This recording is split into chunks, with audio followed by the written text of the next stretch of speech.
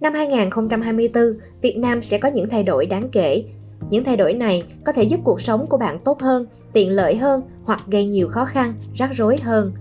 Trong những thay đổi này, có 3 vấn đề lớn mà bạn nên quan tâm. Đầu tiên là chính sách thắt chặt quyền tự do Internet. Bạn sẽ bị giám sát nhiều hơn, dễ dàng bị xử lý hành chính, hình sự từ những phát ngôn trên mạng của mình. Thứ nhì, việc ban hành căn cước điện tử và dịch vụ xác thực điện tử sẽ giúp bạn thuận tiện hơn trong giao dịch, nhưng cũng vừa để thu thập dữ liệu cá nhân của bạn. Và thứ ba, chính phủ sẽ ban hành hàng loạt các chính sách mới về đất đai nhằm giải quyết nút thắt kinh tế lớn nhất về quản lý sử dụng đất tại Việt Nam. Mời bạn cùng Luật Khoa tìm hiểu về 3 sự thay đổi lớn này.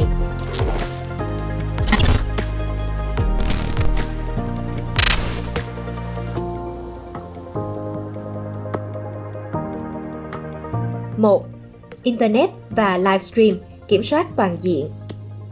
Kiểm soát an ninh mạng là chính sách được Đảng Cộng sản Việt Nam nhấn mạnh nhiều lần trong nghị quyết Đại hội Đảng lần thứ 13 năm 2021. An ninh mạng không chỉ liên quan đến các vụ việc tấn công mạng Internet, an ninh mạng dưới quan điểm của Đảng là tất cả các hoạt động của bạn trên Internet. Luật an ninh mạng được thông qua năm 2018 đã tạo cơ sở pháp lý để buộc các mạng xã hội phải khóa tài khoản người dùng theo yêu cầu.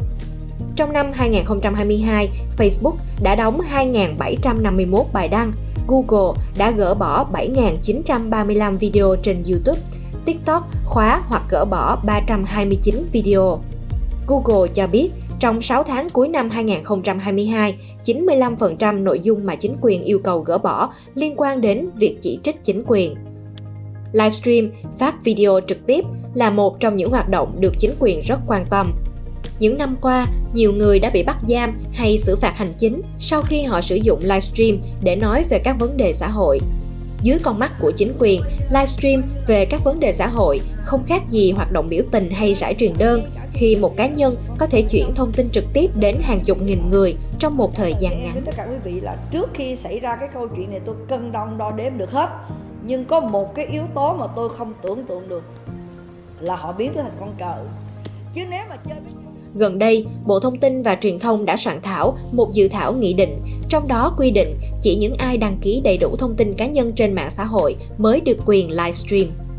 Dự thảo này cũng yêu cầu các mạng xã hội phải thực hiện việc kiểm duyệt nội dung mà người dùng đăng tải.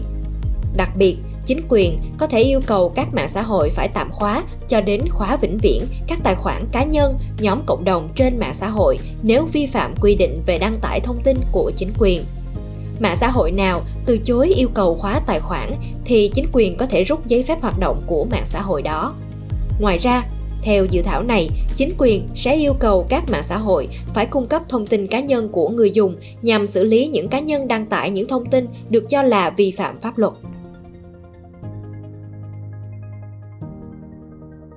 2. Đất đai, hàng loạt các quy định mới sẽ được ban hành. Trong năm 2024, các cơ quan của chính phủ sẽ ban hành hàng loạt những quy định mới nhằm thi hành luật đất đai sửa đổi.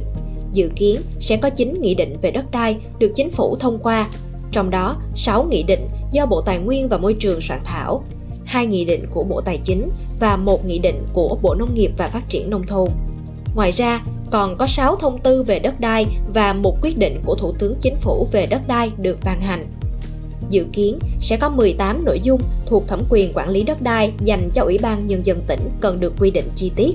Đây cũng chính là thẩm quyền khiến nhiều quan chức cấp tỉnh vướng vào tội tham nhũng. Hiện nay, dự thảo nghị định quy định chi tiết thi hành một số điều của luật đất đai đã được công bố để lấy ý kiến người dân. Ngoài dự thảo này, 3 dự thảo nghị định sau đây cũng đã được công bố để lấy ý kiến người dân. Dự thảo nghị định quy định về giá đất.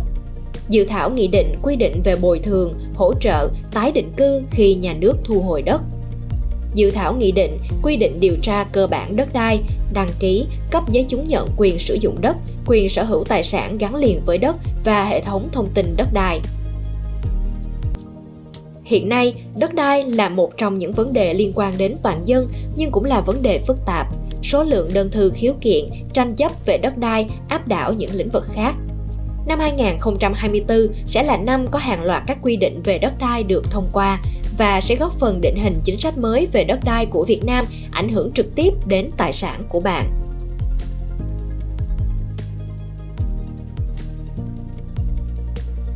3.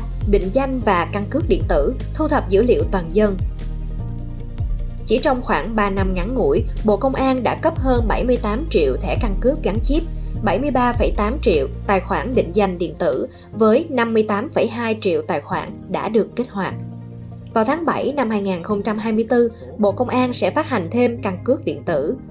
Căn cước điện tử có thể sẽ thay thế cả căn cước gắn chip. Bạn có thể sẽ bị bắt buộc sử dụng căn cước điện tử trong hàng loạt các giao dịch của mình và dữ liệu giao dịch của bạn sẽ được chuyển về cho Bộ Công an. Bạn có thể tìm hiểu thêm về căn cước điện tử và xác thực danh tính qua những video đã đăng của Luật Khoa. Xu hướng chung của chính quyền là thu thập càng nhiều dữ liệu người dân thông qua một hệ thống kết nối chặt chẽ nhiều lĩnh vực nhất có thể. Dự đoán, doanh nghiệp tư nhân cũng sẽ phải chia sẻ dữ liệu khách hàng của mình cho nhà nước. 3 sự thay đổi này sẽ giúp ích cho đời sống của bạn hoặc gây thêm rắc rối, một phần sẽ tùy thuộc vào sự lên tiếng của bạn. Hãy góp tiếng nói của bạn về 3 sự thay đổi này sớm nhất có thể, ở bất cứ nơi đâu, trên website của chính phủ, trên mạng xã hội, với chính quyền địa phương, vân vân.